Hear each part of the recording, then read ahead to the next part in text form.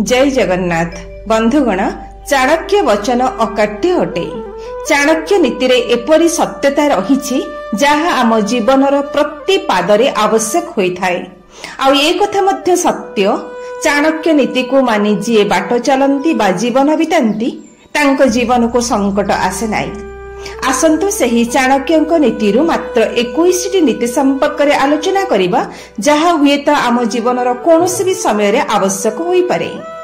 प्रथमतः चाणक्य नीति कहती हाथी ठारू 1000 हाथ दूर रे, आउ घोड़ा ठारू 100 हाथ दूर रे, आउ सिंह थिबा जंतु ठारू 10 हाथ दूर रे रहिबा उचित। किंतु दुर्जन जीए बा दुष्ट व्यक्ति जीए तांकु देखिबा मात्रे यथाशीघ्र से स्थान परित्याग करी चली जिबा उचित। द्वितीय रे साप आ खळ लोक उभय निष्ठुर, किंतु साप ठारू खळ लोक आहुरी निष्ठुर। कारण मंत्र कि औषध प्रयोग करी साप को वशीभूत करा जाई पारे, मात्र खळ मनुष्यर प्रकृति को केही भी दूर करि पारिबे नाही। तृतीय रे थरे जहा सहित शत्रुता होइथिबो, पुनर्बार ता सहित बंधुता स्थापन करिबा उचित नुहे। चतुर्थ रे चाणक्य नीति कहती लोभी लोक को धन द्वारा, अत्यधिक रागी जाइथिबा लोक पाखरे हाथ जोड़ी विनय भाव द्वारा वशीभूत करा जाई थाए। पंडित माननकु सत कथा कही संतुष्ट करा जाई पारे, किंतु मूर्ख लोक को कपट आचरण आउ छलनापूर्ण कथारे बस करा जाई थाए। 5 रे चाणक्य नीति कहती कूओ खोलुथिबा व्यक्ति जेपरी धीरे धीरे निम्नकु जाए, आउ प्राचीर निर्माण करुथिबा व्यक्ति जेपरी धीरे धीरे ऊर्ध्वकु उठे, सही परी मनुष्य निजर कर्म द्वारा कर्मशः अवनति बा उन्नति लाभ करिथाए। 6 रे न च विद्या समबन्धुः न च व्याधि समरिपुः न चापत्य समः स्नेहो न च दैवत परम बलम। चाणक्य नीति कहती विद्या परी केही बंधु नाही, आउ रोग परी शत्रु ए दुनिया रे भी केही नाही। सही परी संतान स्नेह ठारू स्नेह किछि नाही, कि दैव बल ठारू बली बलवान आउ केही नाहंती। 7 रे दुष्ट लोक जेते प्रिय कथा कहिले मध्य ताको विश्वास करिबा अनुचित, कारण तार तुंडरे महु थिबा बेले हृदय हलाहल विषरे परिपूर्ण होइथाए। से दुख समय रे मधुर कथा कई मन तो सिनिए सिना, किंतु कपटरे सर्वनाश करे।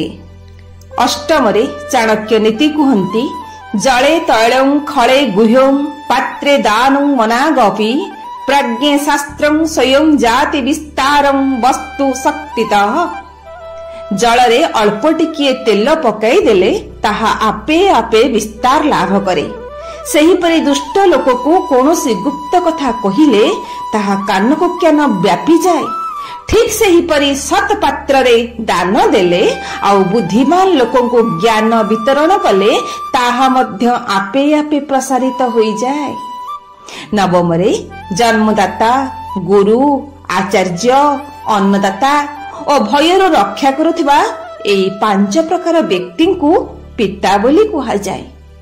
10 रे चाणक्य नीति कहती चोर ठारे दया धर्म किछि न थाए, दुष्ट लोक काहा को भी क्षमा दिए नाही, बेश्या ठारे स्नेह न थाए, कि कामातुर लोक कथारे किछि सत्य न थाए।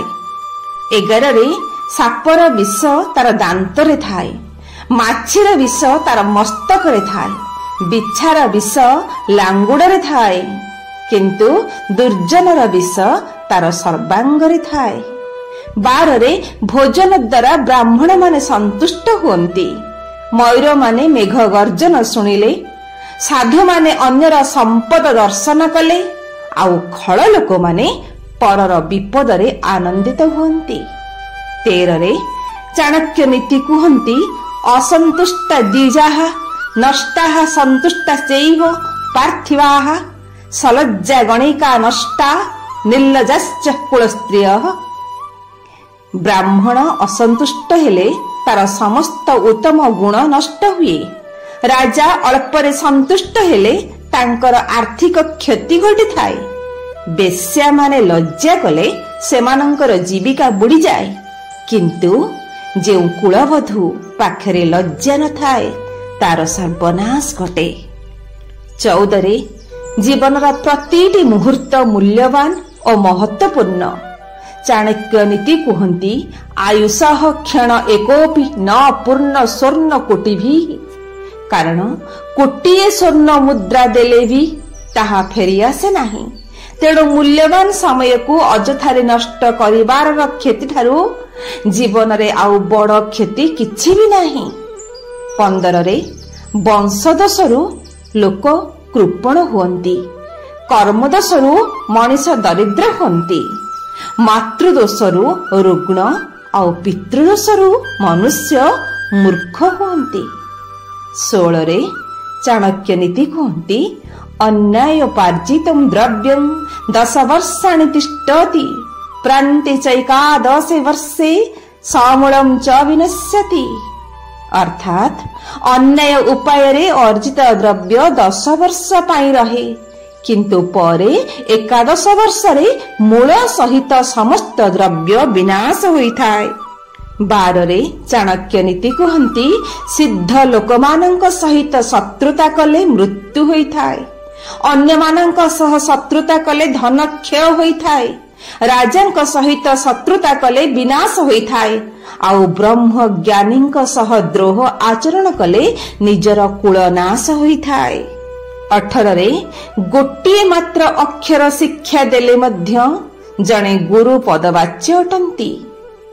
ସେପରି ଗୁରୁଙ୍କୁ ଯିଏ ଭକ୍ତି ନ କରନ୍ତି ସେ ବ୍ୟକ୍ତି 100 ଥର କୁକୁର ଯୋନିରେ ଜନ୍ମ ନିଅନ୍ତି ଆଉ ଘୃଣାର ପାତ୍ର ହୋଇଥାନ୍ତି ବୋଲି ଚାଣକ୍ୟ ନୀତି କୁହନ୍ତି। ପୁଣି 19 ଚାଣକ୍ୟ ନୀତି କୁହନ୍ତି, କିଂ କୁଳେନ ବିଶାଳେନ ଗୁଣହୀନସ୍ତୁ ଯୋ ନରଃ ଅକୁଳୀନୋପି ଶାସ୍ତ୍ରଜ୍ଞ ଦୈବତେରପି ପୂଜ୍ୟତେ। ଅର୍ଥାତ୍ ଉଚ୍ଚ କୁଳରେ ଜନ୍ମ ହୋଇ ଯଦି ବ୍ୟକ୍ତି ଗୁଣହୀନ ହୁଅନ୍ତି ତେବେ ଲାଭ କଣ? ସେ ବ୍ୟକ୍ତିର ଜୀବନ ଅକାରଣ ହୋଇଯାଏ।